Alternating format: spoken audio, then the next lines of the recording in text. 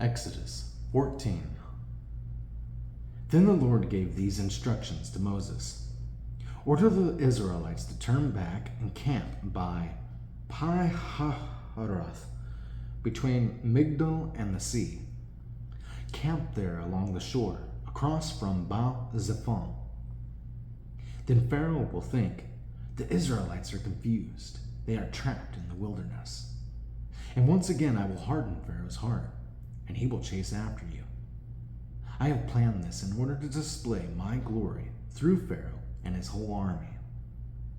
After this, the Egyptians will know that I am the Lord. So the Israelites camped there as they were told. The Egyptians pursue Israel. When word reached the king of Egypt that the Israelites had fled, Pharaoh and his officials changed their minds. What have we done, letting all those Israelite slaves get away? They asked. So Pharaoh harnessed his chariot and called up his troops. He took with him 600 of Egypt's best chariots, along with the rest of the chariots of Egypt, each with its commander. The Lord hardened the heart of Pharaoh, the king of Egypt, so he chased after the people of Israel, who had left with fists raised in defiance. The Egyptians chased after them with all the forces of Pharaoh's army, all his horses and chariots, his charioteers, and his troops. The Egyptians caught up with the people of Israel as they were camped beside the shore near Pi-hahiroth, across from Baal-zephon. As Pharaoh approached, the people of Israel looked up and panicked when they saw the Egyptians overtaking them. They cried out to the Lord, and they said to Moses, "Why did you bring us out here to die in the wilderness? Weren't there enough graves for us in Egypt? What have you done to us? Why did you make us leave Egypt? Didn't we tell you this would happen while we were still in Egypt? We said, 'Leave us alone. Let us be slaves to the Egyptians.' It's better to be a slave in Egypt than a corpse in the wilderness."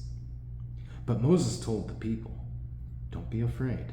Just stand still and watch the Lord rescue you today. The Egyptians you see today will never be seen again. The Lord himself will fight for you. Just stay calm." Escape through the Red Sea. Then the Lord said to Moses, "Why are you crying out to me? Tell the people to get moving. Pick up your staff and raise your hand over the sea. Divide the water so the Israelites can walk through the middle of the sea on dry ground. And I will harden the hearts of the Egyptians, and they will charge in after the Israelites. My great glory will be displayed through Pharaoh and his troops, his chariots and his charioteers. When my glory is displayed through them, all Egypt will see my glory and know that I am the Lord."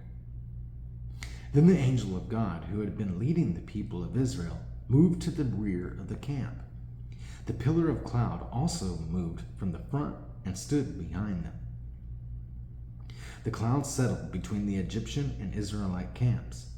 As darkness fell, the cloud turned to fire, lighting up the night. But the Egyptians and Israelites did not approach each other all night. Then Moses raised his hand over the sea, and the Lord opened up a path through the water with a strong east wind. The wind blew all that night, turning the seabed into dry land. So the people of Israel walked through the middle of the sea on dry ground, with walls of water on each side. Then the Egyptians, all of Pharaoh's horses, chariots, and charioteers, chased them into the middle of the sea. But just before dawn, the Lord looked down on the Egyptian army from the pillar of fire and cloud, and he threw their forces into total confusion. He twisted their chariot wheels, making their chariots difficult to drive. "Let's get out of here, away from these Israelites," the Egyptians shouted. "The Lord is fighting for them against Egypt." When all the Israelites had reached the other side, the Lord said to Moses, "Raise your hand over the sea again. Then the waters will rush back and cover the Egyptians and their chariots and charioteers." So as the sun began to rise, Moses raised his hand over the sea, and the water rushed back into its usual place. The Egyptians tried to escape, but the Lord swept them into the sea. Then the waters returned and covered all the chariots and charioteers, the entire army of Pharaoh. Of all the Egyptians who had chased the Israelites into the sea, not a single one survived. But the people of Israel had walked through the middle of the sea on dry ground, as the water stood up like a wall on both sides.